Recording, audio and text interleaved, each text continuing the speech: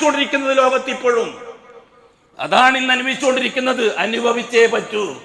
തെറ്റ് തിരുത്തുക എന്ന് പറഞ്ഞാൽ മൈക്ക് കെട്ടി പ്രസംഗിച്ചിട്ട് വാദകരമായ തെറ്റ് തിരുത്തലാവില്ല. ഓരോ വ്യക്തിയും തിരുത്തട്ടെ തിരുത്ത്. ലാ ഇലാഹ ഇല്ലല്ലാഹ് കൊടുത്ത ഷഹാദയിലേക്ക് മടങ്ങട്ടെ സമൂഹം.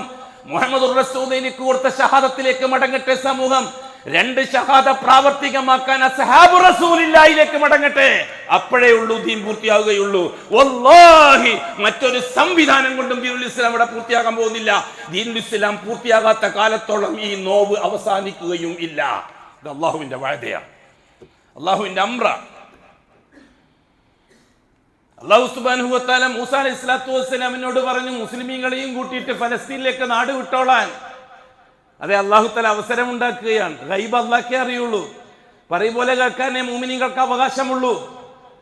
സ്വന്തം തീരുമാനമുണ്ടാക്കിയിട്ട് ജിഹാദിനിറങ്ങിയാൽ ഇസ്ലാമിക് ജിഹാദ്